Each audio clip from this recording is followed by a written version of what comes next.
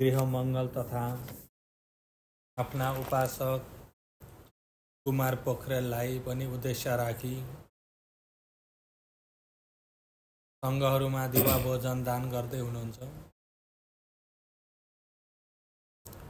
र सङ्घहरूबाट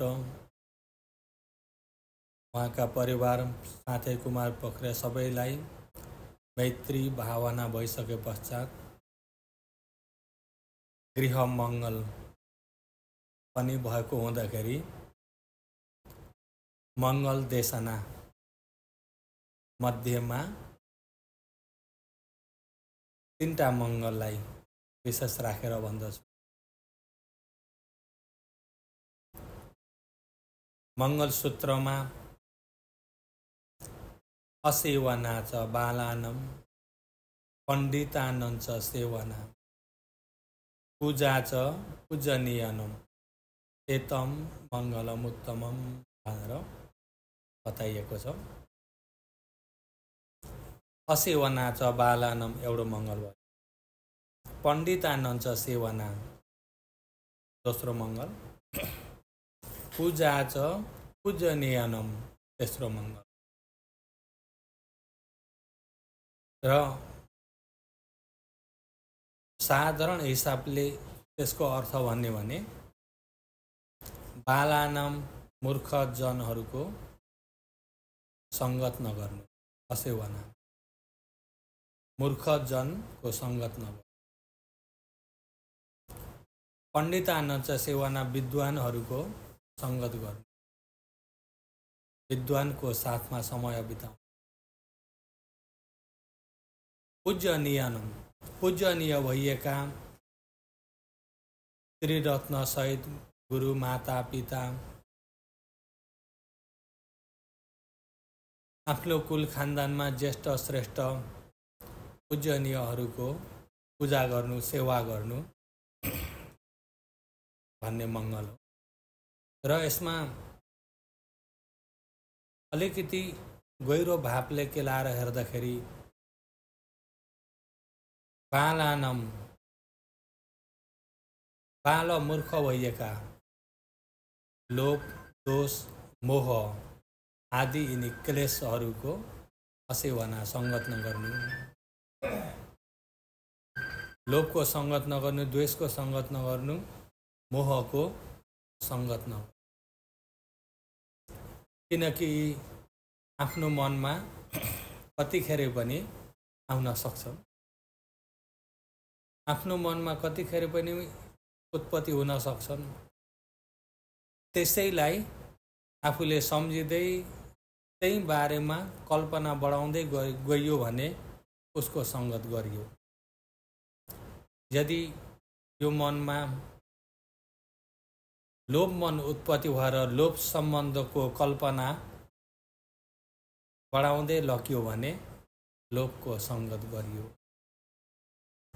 यदि चित्त नबुझेको द्वेष मन उत्पत्ति भयो, त्यही द्वेष हुने विषय र द्वेषलाई बढाउने विषयको चिन्तन कल्पना गर्दै गइयो भने द्वेषको सङ्गत गरियो। त्यसो हुँदा सङ्गत नगर्नको लागि मनमा आउने पाहुना हुन्। आगन्तु केही क्लेशेहि भन्नुभएको छ। यिनी क्लेश पनि पाहुना हुन्, आउँछन् जान्छन् र यसलाई आफूले स्वागत गरियो स्वीकार गरियो भने स्वीकार गरे जति यसले मनमा राज गरेको हुन्छ। यदि स्वीकार नगर्ने भने आउँछन् उत्तिखेरै जान्छन्। त्यसो हुँदा यिनी क्लेशहरूको सङ्गत नगर्नु या क्लेश मनमा धेरै लामो समयसम्म हुन नदिनु। भयो त त्यसलाई सङ्गत नगर्नु, त्यसलाई ध्यान नदिनु, त्यसलाई हटाइदिइहाल्नु। किन त्यो क्लेशले गर्दाखेरि तपाईँ हामीमा अनेक प्रकारका अकुशलहरू बढाएर ल्याउँछ। अनेक प्रकारका अकुशलको कारणले तपाईँ हाम्रो संसारी यात्रा दुःखमय यात्रा लामो भएर जान्छ। र संगत के को गर्ने? पण्डितानन्द सेवना। पण्डिता भनेको ज्ञान, ज्ञानलाई पण्डित भनिन्छ।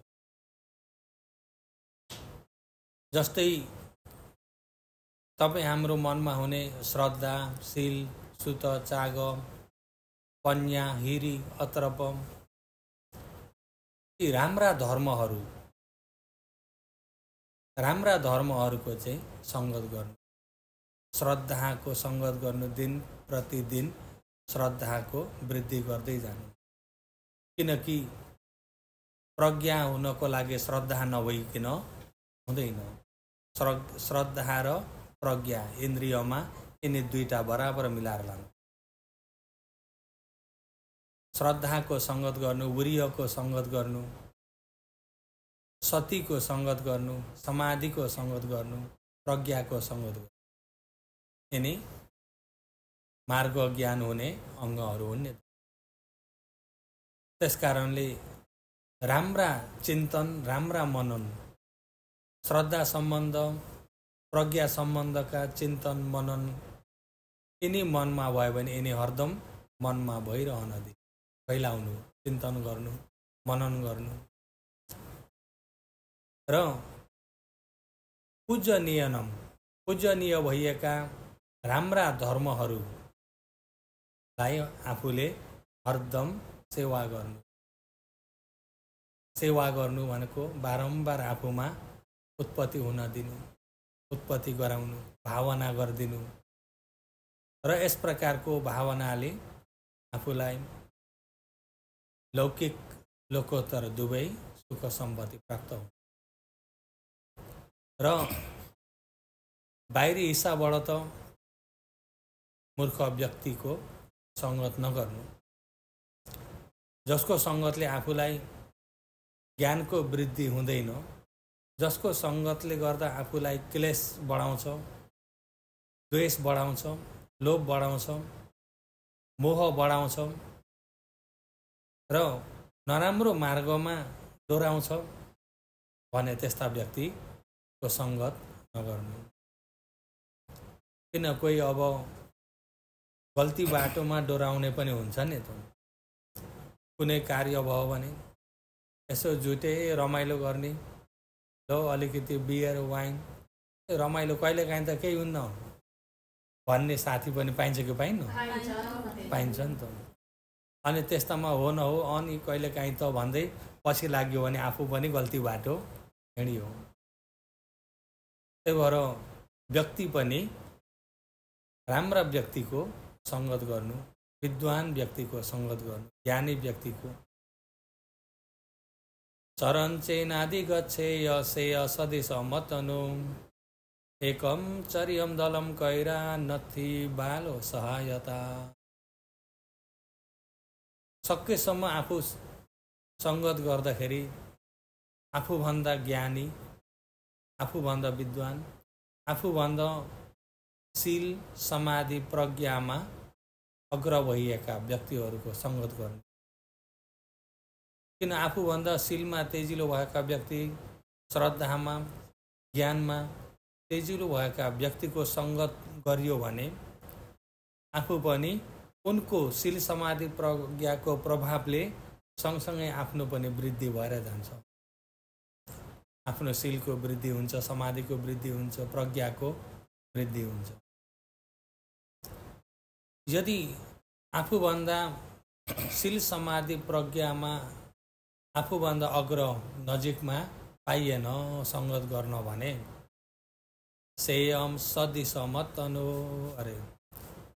अतनो सदिश, आफू बराबरको शील, समाधि, प्रज्ञा आफू जस्तै आचरण गर्दै गरेका आफू बराबरको व्यक्ति छ भने पनि तिनको पनि संगत गर्नु।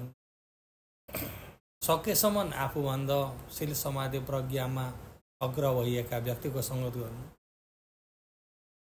या आफूभन्दा शील, समाधि, प्रज्ञामा अग्र भइएका व्यक्ति आफूले फेला पार्न सकिएन भने आफू बराबरका व्यक्तिहरू, आफू जस्तै समयमा ध्यान शिविर चढ्ने, बिहान बेलुका समय लिएर ध्यान भावना आचरण गर्ने, शील पालन गर्ने, शील सदाचारी व्यक्तिको सङ्गत गर्नु।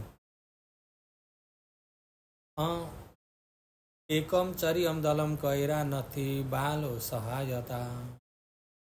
यदि बाल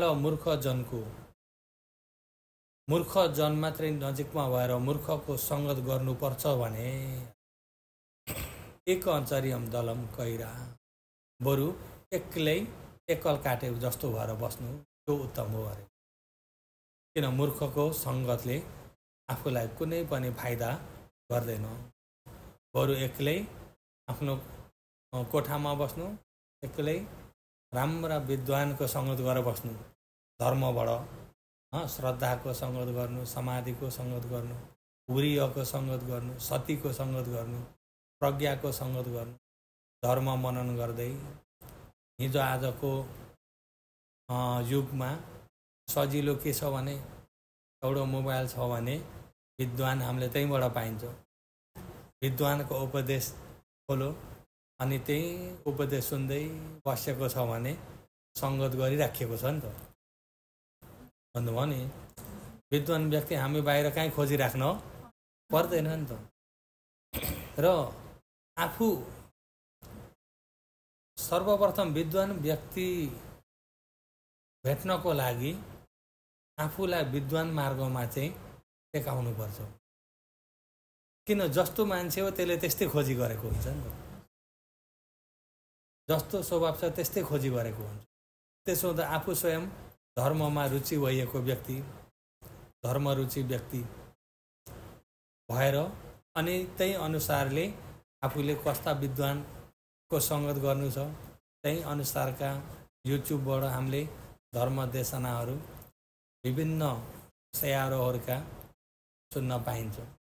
र यसरी सुन्दै मनन गर्दै बसेछ भने विद्वानको सङ्गत भइरहेको छ।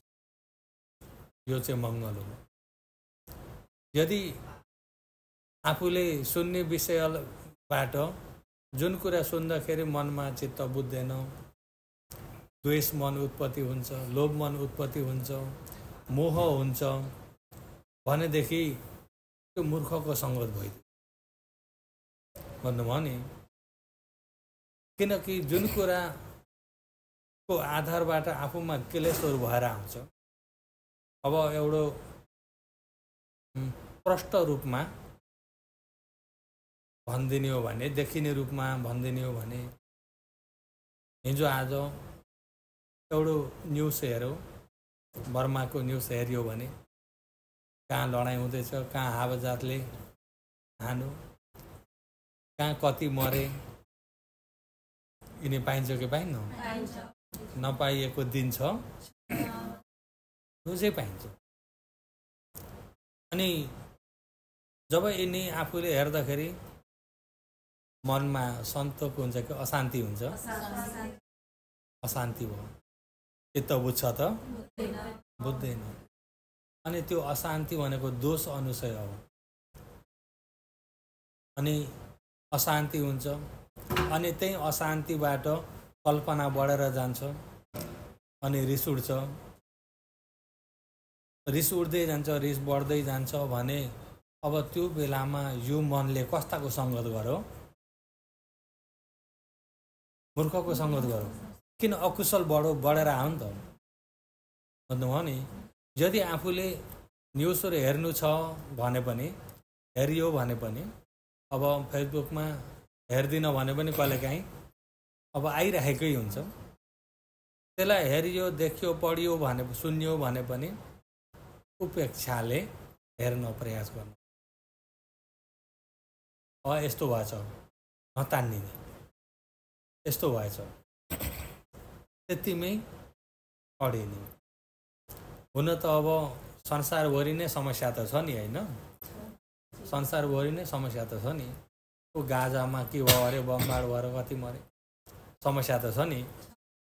अब आफूले चिन्दै नचिनेको, जान्दै नजानेको ठाउँको चाहिँ उपेक्षा राख्न सजिलो हुन्छ। आफूले चिने जानेको आफ्नै ठाउँ, अझ आफ्नै नगर आफ्नै गाउँ हो भने त मनमा आएर लाग्न सक्छ नि, सक्छ कि सक्दैन?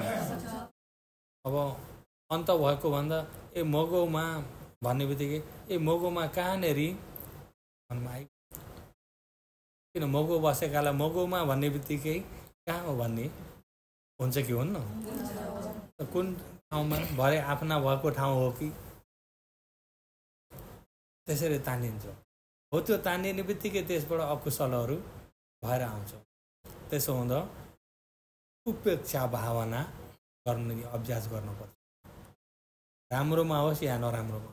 उपेक्षा भावना नै हाम्रो लागि सबभन्दा उत्तम हो। न्युज हेर्दा खबर हेर्दा उपेक्षा भावना गर्नु, अनि फेरि राम्रोपट्टिको सङ्गत लिइहाल्नु, धर्मपट्टि धर्म मनन गरेर जे होस् भगवानको शासन भेट्न पाइएको छ। एक दिन त सबै मर्ने नै हो। त्यही एकजना ढिलो चाँडो मात्रै फरक हो। कोही अलिकति लामो आयु बस्छन् भने कोही आयु छोटैमा पनि जान्छन्। एक दिन जाने नै हो। तर केही नबुझिकन, केही नजानिकन, केही आचरण नगरिकन मरेको त नोक्सान भयो।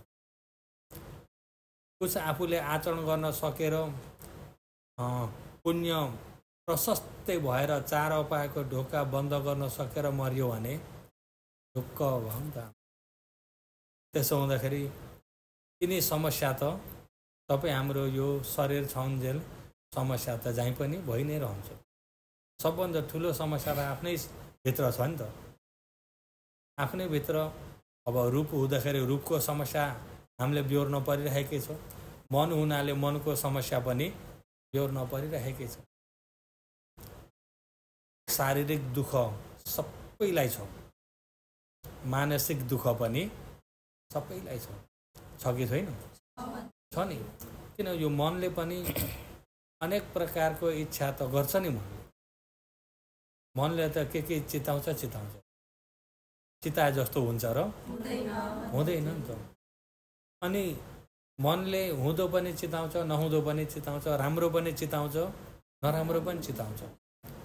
अनि मनले जस्तो चिताउ त्यस्तै गर्न सकिन्छ त? सकिन्न नि। आफूलाई सुरक्षा गर्नुपर्छ। त्यसो हुँदा यो मनले पनि हामीलाई हरदम सताइरहेको छ, रूपले पनि हरदम सताइरहेको छ। त्यसो हुँदा यहीको समस्याले त हामीलाई कति सताएको छ भने बाहिरको समस्या किन थप्ने, उपेक्षा राख्ने। बाहिरको समस्यालाई के गर्ने? उपेक्षा राख्ने। उपेक्षा राखेर भित्रको समस्यालाई चाहिँ समाधान गर्ने। भित्रको समस्यालाई समाधान गर्नको लागि हामीमा पण्डितानन्द सेवना यो बहुत जरुरी छ। विद्वानको सङ्गत गर्नु, ज्ञानीको सङ्गत गर्नु। र विद्वान ज्ञानीको सङ्गत गर्दा केही भएन भने घर बसी लेसनहरू खोलेर सुनेर बसेछ भने सङ्गत भइरहेको छ। हिजो आजको समयमा त्यो धेरै सजिलो छ।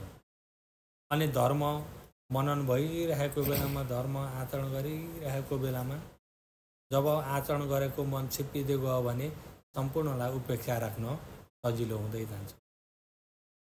भन्नुभयो नि। त्यही भएर सकेसम्म मूर्खको सङ्गत नगर्ने। अनि मूर्खको सङ्गत नगर्ने भन्दाखेरि अहिले त सङ्गत आफ्नै हातमा आउँछ। आफूलाई अशान्ति दिलाउनेलाई विशेष ध्यान दिएर नहेर्ने। आफ्नो शील समाधि प्रज्ञालाई तेजिलो गराउनेलाई आफूले विशेष ध्यान दिनु। पूजनीय भएका त्रिरत्न गुरु माता पिता, आफ्नो कुल खानदानमा ज्येष्ठ श्रेष्ठ व्यक्ति पूजनीयहरूको हाम्रो पूजा गर्नु, सेवा गर्नु। पूजा भनेको ठुलो अक्षता छर्केकालाई भनेको होइन नि। पूजा भनेको उहाँहरूको सेवा नै पूजा हो। जस्तै छोराछोरीले मातापितालाई के चाहिएको छ, के आवश्यक छ, के गरिदिनु छ, उहाँहरूलाई राम्रो सुखले आवश्यक परेको परिपूर्ति गरेर राखिएको त्यो पूजा गरेको हो। र आफूलाई दुख बिमार हुँदा सञ्चय नहुँदा अस्पताल लगेर इलाज गरेको त्यो पनि पूजा गरेको सेवा नै पूजा हो। त्यसो हुँदाखेरि सेवा गर्न योग्य भएकालाई सेवा गर्नु, पूजा गर्न योग्य भएकालाई पूजा गर्नु, यो मङ्गल हो। त्यसो हुँदा गृह मङ्गल भनेको आफूमा मङ्गल बनाउन सक्यो भने घर त्यसै मङ्गल भइगयो।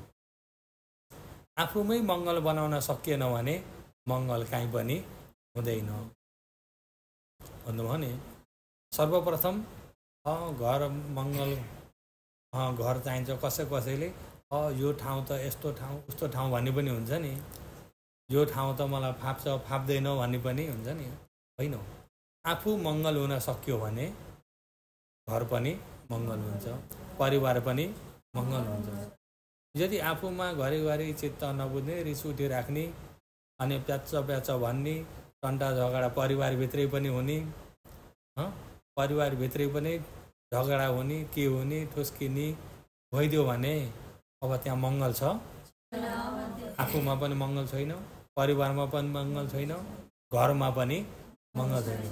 सबै राम्रो मिलमिलाप भएर बसेको छ। कोही कसैमा टन्टा झगडा छैन, द्वेष भाव छैन, राम्रो मिलमिलाप भएर धर्म आचरण गर्दाखेरि पनि राम्रो मिलमिलाप भएर अब परिवार भएको बेलामा ल आज कति बजेबाट कति बजेसम्म हामी ध्यान गरौँ भनेर पारिवारिक रूपमा ग्रुप ध्यानहरू त्यसरी गर्ने गरियो भने त्यो घर त्यसै मङ्गलै मङ्गल। त्यसो हुँदा मङ्गल बनाउने पनि आफ्नै हातमा छ, जङ्गल बनाउने पनि आफ्नै हातमा छ। त्यसो हुँदा आफूलाई मङ्गल बनाइयो भने सम्पूर्ण मङ्गल हुन्छ भन्ने देशमा समाप्त गर्दछ।